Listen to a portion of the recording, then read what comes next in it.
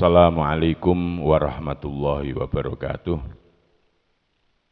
Jamaah Shiratal Mustaqim yang mudah-mudahan kita semua dirahmati oleh Allah Subhanahu wa taala.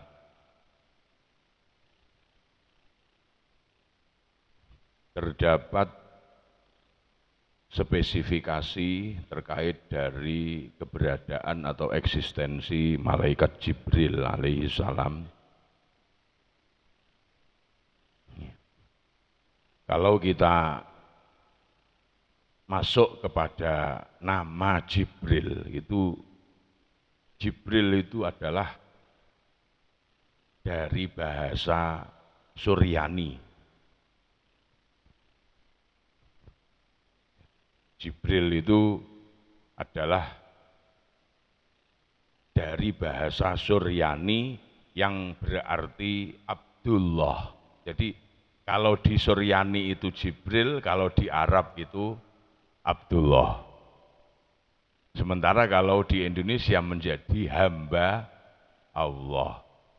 Benar ya? Karena bahasa itu nanti ya akhirnya memiliki perbedaan tentunya. Oleh karena itu, biar kita itu tahu, Jibril adalah bahasa Suryani, kalau di Arab itu adalah Abdullah, sementara kalau di dalam bahasa kita Indonesia itu bermakna yaitu hamba Allah. Kemudian terkait dengan malaikat Jibril itu ada sisi kedekatan kepada Nabi kita Muhammad sallallahu alaihi wasallam, melebihi kedekatannya terhadap rasul-rasul yang lain. Karena ada sebuah riwayat itu menyatakan bahwa Jibril itu turun menemui Nabi Adam alaihi salam itu sebanyak 12 kali. Jadi saya ulangi, Jibril itu nemoni Nabi Adam ini jumlahnya terhitung 12 kali. Kemudian Jibril turun menemui Nabi Idris itu 4 kali.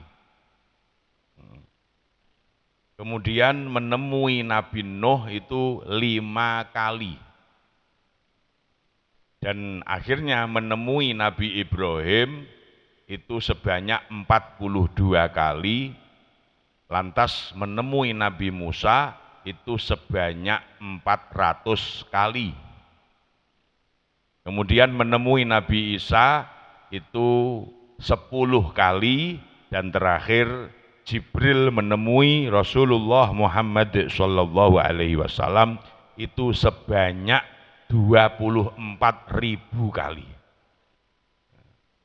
Jadi secara kuantitas pertemuan Jibril dengan para rasul-rasulnya Allah itu kita bisa membandingkan. Begitu, Masya Allah, nabi-nabi yang lain ya seperti tadi, ada yang 12 kali, hanya 4 kali, hanya 5 kali. Nabi Musa itu yang terkenal sebagai jargonnya Bani Israel itu hanya 400 kali. Sementara menemui Rasulullah itu 24.000 kali. Makanya pada kisah yang biasa kita dengar itu, Jibril itu memang hoping banget karo Rasulullah, plek banget karo Rasulullah, sehingga kehopingan Jibril dengan Rasulullah itu terlihat ketika Rasulullah itu diwafatkan oleh Allah. Allah kan memanggil malaikat Israel dan Jibril. Datanglah kalian berdua, nanti mengajaklah 2 malaikat lagi, berarti 4. Itu kepada kekasihku Muhammad sallallahu alaihi wasallam, lantas tanyakan kepada dia apakah dia mau mati sekarang atau mau diabadikan, artinya ndak dimatikan. Jadi Rasulullah itu diberi hak prerogatif oleh Allah terkait kematian. Kok pomo Kanjeng Nabi iku gah sedo zaman kuwi, kok saiki yo sik sugeng. Bahkan ya wis ora disedakne karo Gusti Allah. Eksistensine padha karo surga karo neraka. Bukan kok abadi bukan, tapi diabadikan. Tapi Rasulullah ketika eksekusi Jibril, Israel dan riwayat menyatakan Mikael dan Israfil itu hadir ke rumah Rasulullah ya yang mulia, lantas bertemu dengan beliau, itu diberi tawaran oleh Allah seperti itu. Rasulullah, sudahlah aku begitu rindu dengan Tuhanku, kalau memang aku dikehendaki mati sekarang, matikanlah aku. Nah pada saat itu Jibril itu tidak hadir di rumah Rasulullah. Akhirnya Rasulullah, nanti dulu, jangan dimatikan aku dulu. Saya tak tanya, di mana apa hopengku? Kok ndak ada di sini? Kok ndak ikut ke sini? Akhirnya oleh Israel itu dijawab, begini Rasulullah, sebenarnya tadi dari atas itu turun itu ada malaikat 4, ya 3 kami ini, yang 1 Jibril. Loh, terus di mana sekarang? Nah, apa ngopi kira-kira ning warung ngendi ngono? Nah, itu jawabannya Israel, ternyata Jibril itu bilang, sudah kalian bertiga saja yang menangani urusan mewafatkan Muhammad. Aku ndak tega melihat kalian menjabut jiwanya Muhammad. Akhirnya Jibril itu hanya berhenti di atas langit ini, langit dunia ini, langit sing paling ngesor dewi. Akhirnya Kanjeng Nabi, ya sudahlah, wong ya meskipun di sana bisa melihat kok akhirnya terus ya Kanjeng Nabi diwafatkan. Itu terkait malaikat Jibril, hoping banget dengan Rasulullah. Dan perlu saya sampaikan lanjutnya secara terkait spesifikasi Jibril, yaitu di dalam Al-Quran itu Allah memberikan apresiasi ataupun katakanlah menerangkan siapa itu Jibril, itu dalam ayat allamahu sadidul quwa. Allamahu mulang ing Muhammad sapa sadidul quwa, Jibril sing banget kuate. Jadi dalam ayat itu Allah memberikan satu apresiasi bahwa Jibril itu salah satu makhluk dari jenis malaikat yang memang diciptakan Allah dengan spesifikasi kekuatan yang dahsyat. Makanya ya masuk akal saja ketika dalam sejarah-sejarah selanjutnya termasuk itu kaum Nabi Lut. Kaum Nabi Lut yang terdiri dari 2 kota besar, Sodom dan Gomorrah. Ya, terlepas dari 2 kota ini ya banyak kota-kota kecil. Nah, itu kalau sekarang itu letaknya itu di kawasan itu Laut Mati, itu Bahrul Maut. Dalam peta Arab itu ada laut namanya Bahrul Maut. Sementara dalam bahasa kita itu diberi nama Laut Mati. Yaitu wilayah Laut Mati itu. Itu kota Sodom dan kota Gomorrah. Itu kaumnya Nabi Lut dan terkenal di Al-Qur'an sebagai kaum yang menyimpang. Karena apa? Menyukai sesama jenis. Sora saiki apa istilahnya? Apa? LGBT lah. Enek sing ngomong jeruk minum jeruk lah, ngono kuwi. Jadi mereka itu menyimpang, wedok seneng karo wedok, lanang seneng karo lanang. Akhirnya muncul murkanya Allah, terjadi kemurkaan Allah, dan yang diberi Purbaweseso mandat untuk melaksanakan menurunkan azab yaitu malaikat Jibril, insyaallah. Akhirnya apa yang terjadi?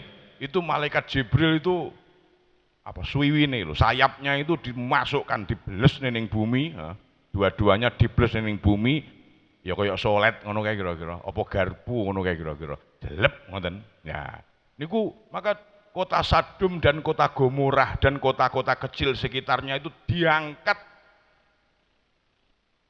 dengan sayapnya Jibril ini dibawa terbang ke tinggi sampai menyentuh langit ila sama. Kemudian somma qallabaha. Akhirnya terus dua kota ini dibalik, sing mau ning ngisor dideleng ning dhuwur.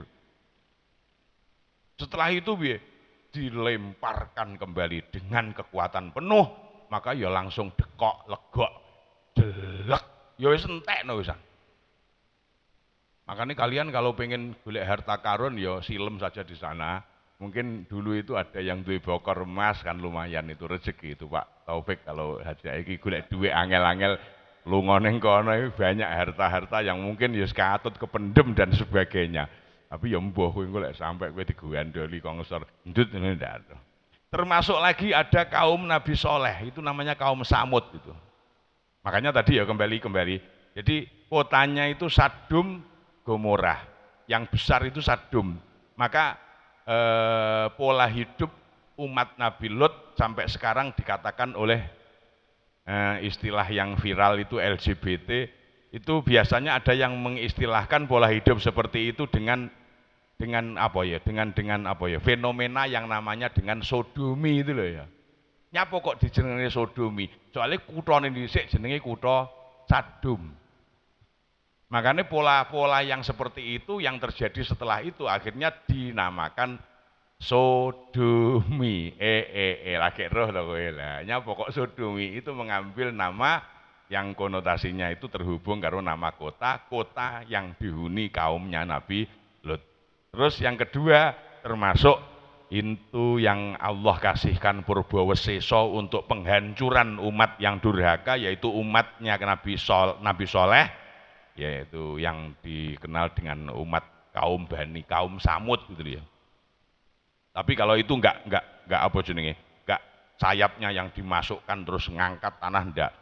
Jibril cukup soihatan, bengok, teriak dengan volume yang sangat kuat. Makanya ning gone santri-santri kan enek to, petak Jibril kuwi. Iki soihah ya petak itu malaikat Jibril. Malaikat Jibril bengok. Wah! Apa yang terjadi? Fa'asbahu fi diyarihim jathimin. Quran kan seperti itu. Maka kaum Samud itu ya secara otomatis tidak butuh waktu lama. Biar wisan. Dibengoki malaikat Jibril. Subhanallah. Itu sebagai gambaran mengapa di Al-Quran Allah menyebut Jibril itu sebagai Sadidul Quwa. Malaikat yang memiliki kekuatan yang dahsyat. Subhanallah. Nah itu ya. Nah, termasuk ada satu kisah yang di situ kita bisa memetik satu pelajaran. Ada satu kisah itu Allah memanggil malaikat Jibril dan memberikan wahyu untuk turun pada satu wilayah dan tujuannya itu untuk menghancurkan dengan cara yang seperti metode yang seperti yang dilakukan Jibril terhadap kaumnya Nabi Soleh. Diangkat bumi tanahnya diangkat ke langit terus dibalik sing atas didadekne ning ngisor, sing ngisor didadekne ning dhuwur. Akhirnya saestu Jibril ketika diperintah seperti itu matur kepada Allah. Loh, kenapa ya Allah kok umat yang dimaksud ini yang bertempat di tempat ini kok mau disiksa dengan siksaan seperti siksaan yang dijatuhkan, ditetapkan kepada kaumnya Nabi Lut. Jawab Allah, innahu qad raqaba fihim fi hadzil lailah sab'una alfi zakarin sab'ina alfa farjin zinan. Karena pada malam hari ini di kota itu terjadi zina. Lek dihitung sitok-sitok iki zinane kabeh 70.000 pol. Jadi pada malam ini di kota itu terjadi perzinahan 70.000. Jadi penake omong ada kelamin laki-laki yang masuk pada kelamin perempuan dengan zina. Maka aku geram, aku gak suka, aku marah, aku serengen dan oleh itu aku perintahkan kamu untuk turun untuk menghancurkan kota atau wilayah tersebut. Subhanallah. Akhirnya apa? Ya itu ya terjadi pernah toh. Di Indonesia pernah toh. Di Jawa Tengah itu loh. Nah, kota apa kuwi? Kaki gunung anu iki lho. Nah, tahu toh kuwi. Awal lali aku spesifikasinya apa tuh? Ya daerah-daerah gini, daerah apa gunung apa iki, ha. Itu ya terjadi satu malam itu perzinahan yang luar biasa. Bahkan wis ora gawe waler wates. Sampai anak ngonokne mboke, dulur ngonokne dulure dhewe. Maka Allah menghancurkan kota itu dalam satu malam. Tapi itu hakikate piye belum tercover oleh ulama. Ya, nah, sementara seperti cerita-cerita ini tercover oleh ulama tentunya yo dari Rasulullah, tentunya dari Rasulullah. Artinya apa ya? Cerita seperti ini untuk saat ini apa yo sik mungkin terjadi? Mungkin jawabannya. Ya, jawabannya ini Indonesia kuwi. Karena Allah marah, akhirnya semalam dihancurkan, kabeh mati kabeh kuwi ning desa kuwi. Ya. Ya cuma caranya mungkin tidak seperti ini dibalik kayak kaum Nabi Lut belek jadi danau atau jadi laut kuwi kan enggak. Ya wis matekne kabeh karo Gusti Allah. Jadi cerita-cerita seperti ini bukan hanya fiktif, tapi iki ya nyata iki. Ora mek gur gawe-gawean dongeng-dongengan tapi nyata. Artinya ojo nantang Gusti Allah. Kalau Allah bikin syariat, bikin pola hidup sesuai dengan yang dikehendaki dan diridhoi Allah, ya itu diikuti saja sudah. Ojo ngeyel. Lek ngeyel berarti nantang Gusti Allah. Lek nantang Gusti Allah terus bonggomu apa, kuatmu apa, kekuatanmu sing kok duwi lho apa? Hancur wis mesti. Akhirnya tenan, saya lanjutkan itu. Jibril turun jelek. Betul, ya seperti yang dilakukan ketika Nabi Lot itu. Sayapnya dimasukkan, disolet nih, didungkel nih nggone tanah kuwi mengke. Lantas dikempit ning nggon sayap swiwi sing ndak ketok, digawa munggah ning dhuwur langit. Lah dumadaan. Pas ning dhuwur langit arep diwalik kuwi. Kuwi ada satu perempuan penghuni kota itu lagi bikin cara kene ya penake omong adonan roti.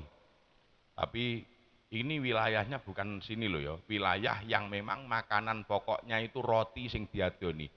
Monggo sampean belajar kayak ning India misalnya ya, enek roti cane ngono kan lho ya. Nah, kayak kan yo lek gawe kan yo diadoni sik terus engko di kekne wajan ombong ngono to, terus disokne sret ngono kae terus mbuh diiseni apa diulug-ulug dadi roti cane. Lek sing makan kita yo ndak sesuai kok awake dhewe iki kan senengane kan sego to. Apane modelmu ngono ki kan ya sego kasar-kasar ngono ki tok emploki to kowe. Lah lek cane kan ndak enek ya gampang ngising kowe nggo mangan ngonoan kowe nggo. Jadi ra cocok. Jadi ini cerita ini kita ngeregani atau memberikan harga itu seperti itu. Ini wilayahnya memang di situ itu terbiasa makan adon-adonan roti. Nah, itu ada satu wanita yang lagi membuat adonan roti dan itu pas panas, diubleki tangannya panas. Nah, pas nengah-nengah ngublek adonan roti kuwi, ada dia itu punya anak kecil bangun dari tidurnya. Akhirnya nangis. Oe. Lah, namanya ibu kan bingung, iki lek tak tinggal gosong, ada. Lek rata tinggal anakku bengok. Kan sangat kita tuh. Ketika kita punya anak kecil kan yo ngono to ya. Ketika nglakoni kesibukan nopo, anaknya tangi atau putune tangi bengok-bengok kan ada tirdat, ada mider-mider. Iki apa kono apa iki. Nah, akhirnya di kondisi kebingungannya si ibu itu bilang, "Ya waladi, inna rabbi subhanahu wa ta'ala min karomihi khalimun la yu'ajjilu bil uqubah ala man asah." Hei anakku tole cah ganteng meneng tole. Apa kowe kira ngerti lek Gusti Allah kuwi saka sifat mulyane Allah kuwi berlapang dada. Allah tidak akan mempercepat siksaan atas orang-orang yang bermaksiat kepadanya. Nek guru ngomong ngono mboke kuwi. Dadi kronologine Jibril ngangkat arek eksekusi, enek bocah nangis, mboke akhire munajat ning gone Allah, ngomong ning gone anake, "Le menengo, kowe ngerti ya lek Gusti Allah ki berlapang dada, bersifat halim, tidak akan mempercepat siksaan kepada orang yang bermaksiat." Akhirnya Allah langsung, "Jibril stop, duk noneh cah ganteng." Jadi karek malik iki di stop, kon balik neh. Akhirnya ya dibalik neh ning gone kalem-kalem seperti tidak terjadi apa-apa. Ini kan ada cerita yang unik dan menjadi pelajaran bagi kita. Ternyata siksane Allah kadang-kadang iso luntur, iso dingin, mergo tangisan anak kecil. Ora. Makanya nek bocah cilik nangis aja mau biandem botol lho ya. Kuwi jan wekok kuwi. Ternyata tangisan anak kecil sing kadang-kadang jibek nih, kadang-kadang berebeki. Ternyata mungkin ada hikmah di balik itu. Ataupun ngene secara umum, apapun yang diciptakan Allah sing sajake ning atine awake dhewe ndak patek nyenengne. Aja kesusu lekmu suudzon, aja kesusu lekmu jelek opini ya. Kita harus husnudzon bahwa ini dari Allah dan semua dari Allah itu selalu baik. Ya mek gur pas kuwi mungkin aku ndak seneng, tapi ya jemuk terus-terus nih. Ya wis lah, wong ndak seneng kok karo Gusti Allah, gayane Gusti Allah. Ya kita ae sing ngalah. Nek kowe ra ngalah, pusakamu apa ngono lho ya. Jadi, yo ternyata yo ada hikmah seperti ini. Akhirnya ibunya bermunajat, ngelem Gusti Allah bahwa Allah itu zat yang lapang dada, kalaupun dimaksiati ndak cepet-cepet marah, ndak cepet-cepet menurunkan siksa. Akhirnya Allah bendune ghadabe sirep ndak sidones su. Berarti wong 70.000 sing kuwentu zina kuwi mengke ya kudune matur nuwun ning gone bocah cilik nangis. Halo. Itulah kadang-kadang kita mewacanakan hidup itu seakan-akan hanya hidup kita. Awakmu membutakan matamu, perhatianmu bahwa di luar kehidupan kita ada kehidupan. Halo, ternyata kehidupan semesta ini tidak hanya kamu yang menentukan, tidak hanya kamu yang menjadi aktor. Ternyata masih banyak aktor-aktor yang lain. Oke, makanya belajar nih, kita belajar. Awake dhewe ya belajar ngemong bebrayan. Oke. Nah, itulah sekelumit mungkin yang bisa kita kaji terkait spesifikasi malaikat dari malaikat Jibril alaihis salam, dekat dengan Rasulullah. Terkait Quran ya Jibril yang menurunkan. Makanya ya sok-sok iya awakmu ila hadrati Jibril al-Fatihah ngono ki ya ora kleru lho ya. Ya, bisa apa ngerti terus muwara kayak ngeyo apa ngono ya jas kuwi ngono. Lah, mudah-mudahan manfaat ya. Assalamualaikum warahmatullahi wabarakatuh.